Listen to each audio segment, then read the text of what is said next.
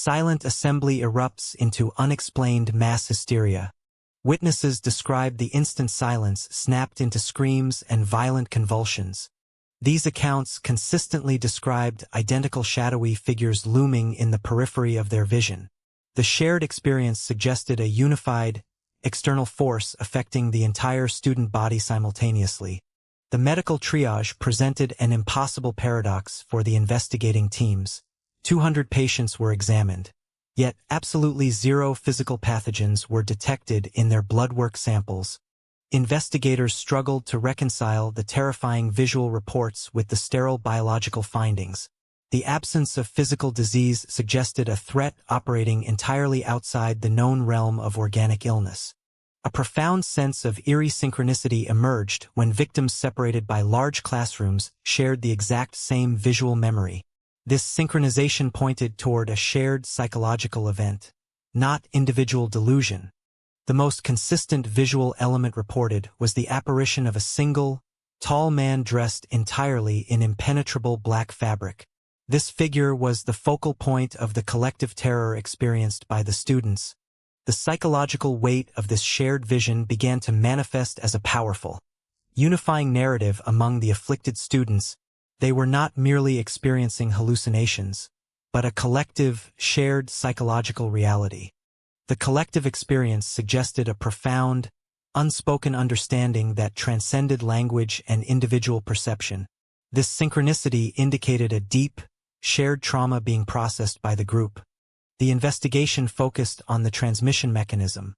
Realizing that the contagion was visual rather than physical, the shared visions spread through visual contact, establishing a unique, undeniable chain of events. Environmental forensics failed to locate any physical source of contamination in the air, water, or food. This failure forced investigators to confront a reality where the threat existed entirely outside conventional scientific measurement. Neurologists faced an immense dilemma trying to distinguish between mass psychogenic illness and actual organic disease. The inability to find a biological marker amplified the mystery surrounding the students' suffering. The transmission map proved that the contagion spread through direct visual contact, not through airborne particles or physical touch. This realization shifted the focus from environmental contamination to psychological transference. The breakthrough intervention involved separating the cohort immediately and introducing psychological first aid over any physical medication. This approach sought to address the root cause of the shared terror, not just the symptoms. The shared visions and the medical anomaly pointed toward a deeper, systemic breakdown within the educational environment. The mystery was not supernatural, but a consequence of extreme, unmanaged societal pressure. The morning assembly at this elite school was not a time for reflection, but a brutal initiation into the unrelenting demands of academic hierarchy. Academic ranking here dictated not just personal success, but the entire trajectory of a family's honor and their future survival in society. The institution fostered an environment where failure was not an option, breeding an atmosphere of suffocating, relentless competitive pressure among the students.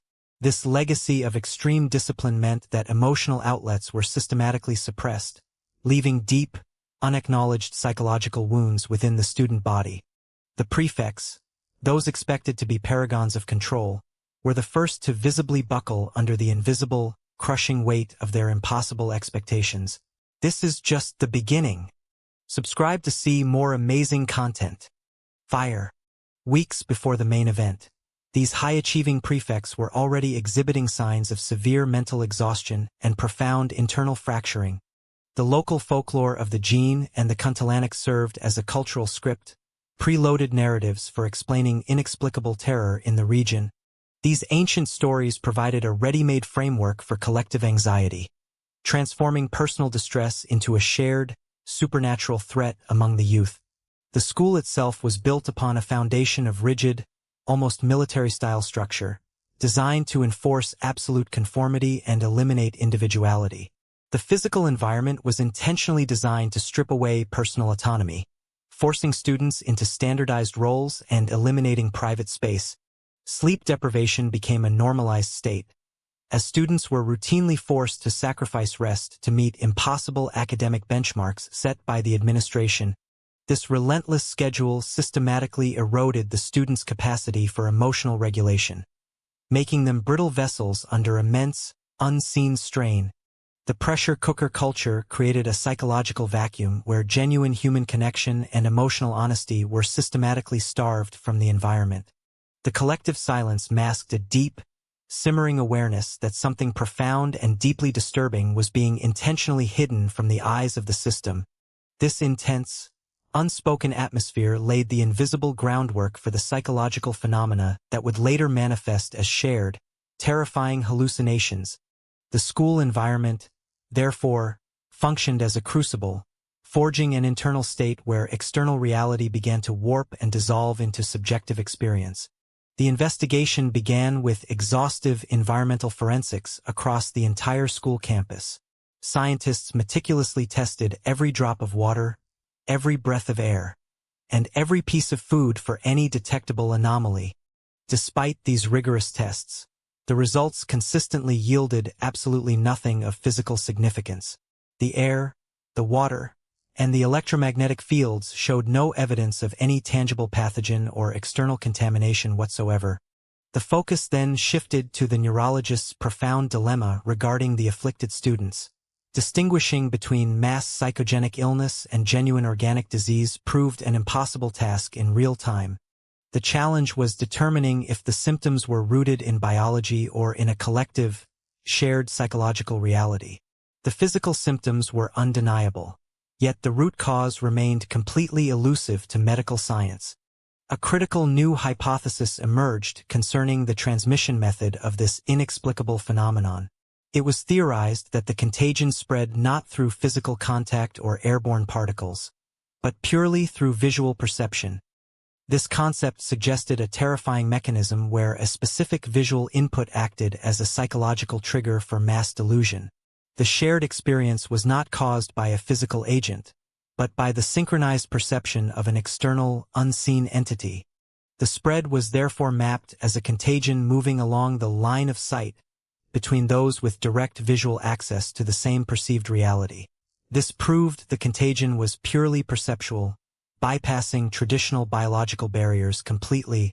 The sheer scale of the problem demanded an immediate, radical intervention strategy. The physical investigation had reached an impasse, forcing a complete pivot toward psychological first aid for the afflicted cohort. The decision was made to immediately separate the entire cohort to halt the visual contagion. This physical separation was deemed the necessary first step to break the psychological feedback loop causing the mass delusion. Once isolated, the intervention shifted entirely to psychological first aid, focusing on rebuilding trust and addressing the collective trauma. Medication was set aside in favor of deep psychological processing and emotional stabilization. The process required intense, sustained emotional work to dismantle the shared, fabricated reality imposed upon them. This involved confronting the fear and allowing the suppressed emotional outlets to surface in a controlled environment. The initial resistance from the students was immense, as they struggled to reconcile their lived, terrifying experience with the cold logic of the psychological approach. Trusting the process proved to be the most difficult and essential step.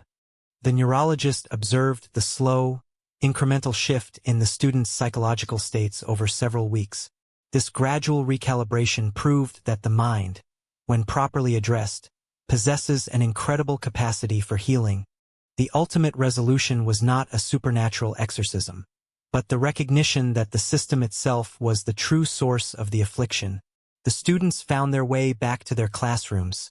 Survivors of a broken system, viral theories emerged quickly, suggesting cursed land coordinates were the source of the terror. Some theories pointed toward government chemical testing as a deliberate cover-up for the horrific events.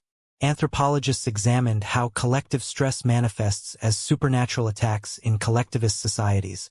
This lens suggests that the shared environment amplified existing societal pressures into tangible, terrifying realities. The concept of mass possession became a central focus in these theories, linking the inexplicable visions directly to supernatural entities. These narratives provided a framework for understanding the inexplicable events that occurred among the students. The collision between folklore and physics presents a profound paradox for investigators.